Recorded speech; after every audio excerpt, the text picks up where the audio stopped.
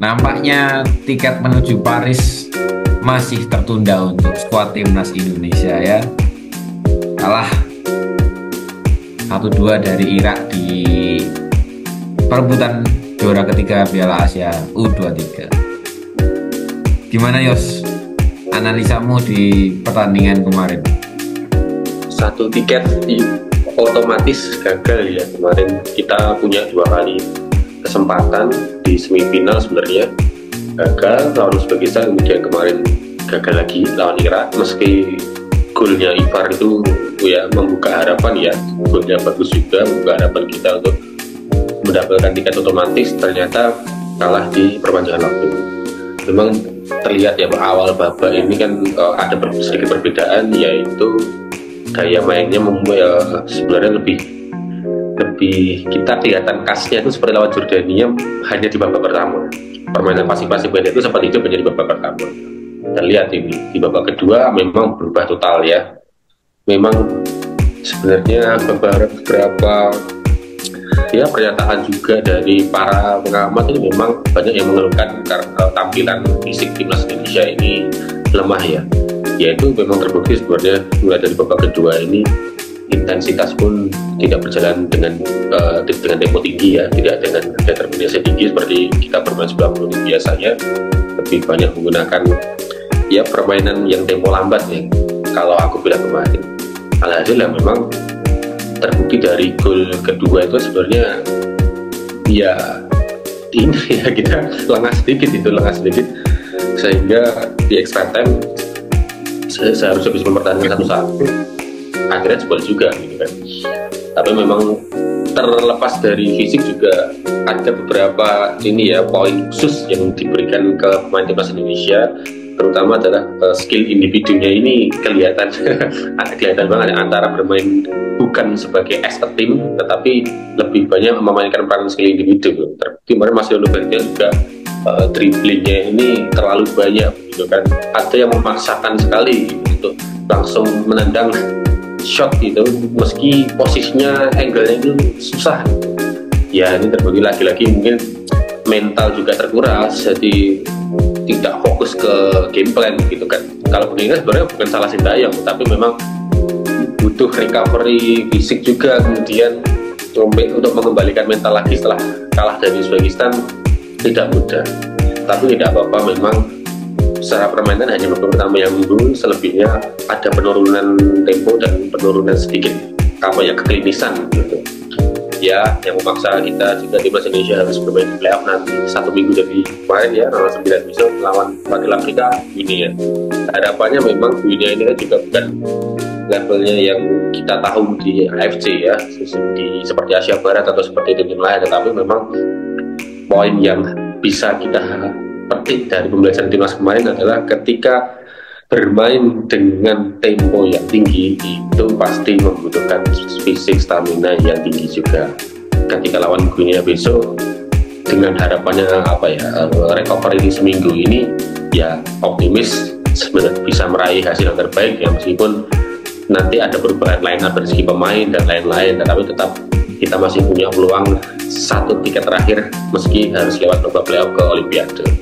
Soal fisik ya, saat yang disorot ya, memang waktu konversi pers sebelum pertandingan H-1 itu Sintayong sebenarnya juga sudah beralasan kalau memang ada masalah soal recovery karena selain memang ya kalau dibilang beralasan ya memang jeda waktunya cuma 2-3 hari, semuanya juga gitu, semua tim juga gitu. Tapi yang lebih mungkin menurutku yang lebih bikin pemain ini cukup sulit ya untuk keletih ya, lebih ke kedalaman squad kita yang nggak bagus ya sebenarnya. Praktis hanya 11 utama itu kan sudah jelas, paling yang diganti-ganti itu kan posisinya Ferrari diganti Komang, Fajar diganti Rio, ataupun Sananta yang masuk.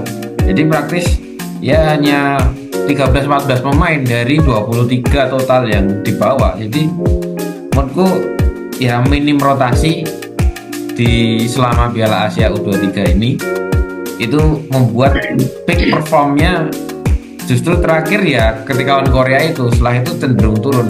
lawan Uzbekistan dan lawan Irak ini sedang turun-turunnya gitu. Jadi ya mudah-mudahan masa recovery ini 1 minggu, walaupun tanggal 4 berangkat ke Paris.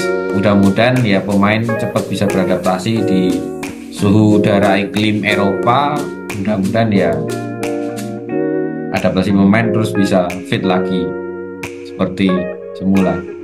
Dan kalau soal pertandingan kemarin sih ya memang ada, tadi kamu sudah singgung Marcelino, dan ini juga cukup ramai sosmednya Marcelino, banyak yang menghujat, bahkan dia di Instagram eksklusifnya juga ya memberikan suatu kata-kata.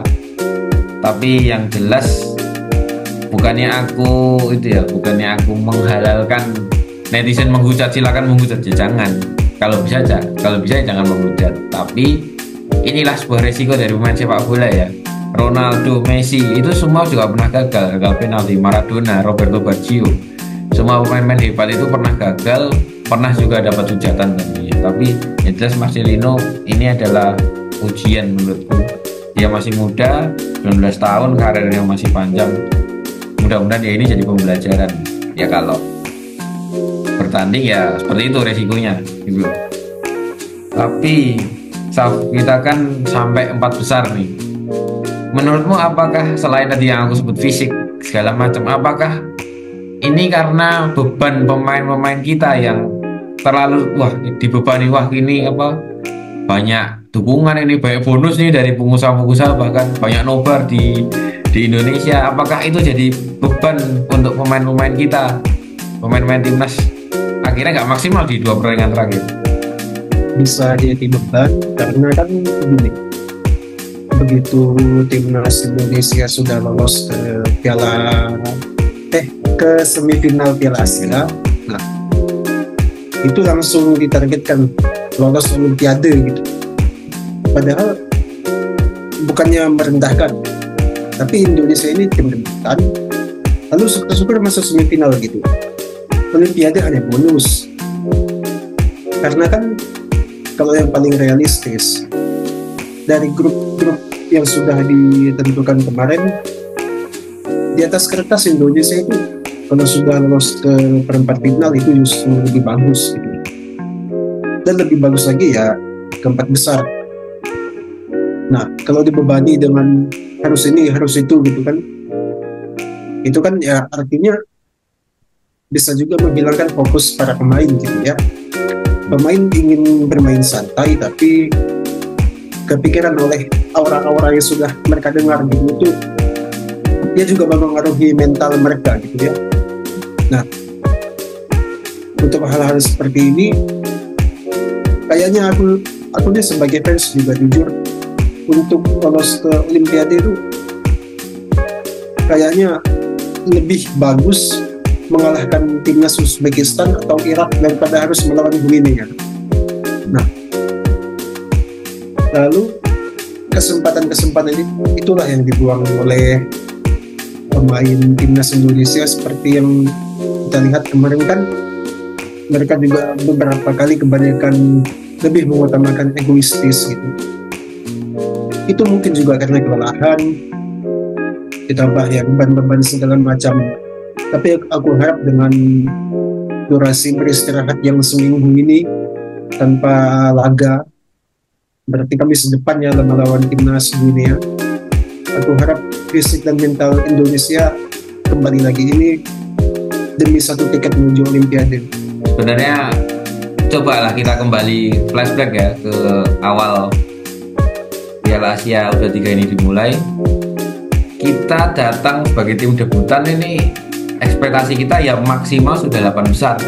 Tapi ketika 8 besar dilewati, apalagi menang melawan Korea lewat drama yang sangat luar biasa, ya ekspektasi orang seolah Korea itu superior, dan seolah-olah ya kita bisa lah seenggaknya masuk final atau masuk Olimpiade lah. Tapi justru itu yang membuat tadinya kita bisa dibilang underdog mentality menjadi lebih di atas secara diunggulkan. Dia jadi lebih, sebelum bermain itu lebih diunggulkan. Ketika lawan Uzbekistan pun kalau dilihat dari komposisi pemain, market value pemain itu jauh menang Uzbekistan, tapi seolah media di Indonesia ataupun itu yang mengantarkan para pemain ini seolah lebih diunggulkan nih ketimbang pemain Uzbekistan sendiri. Nah itu menurutku ya jadi masalah ya.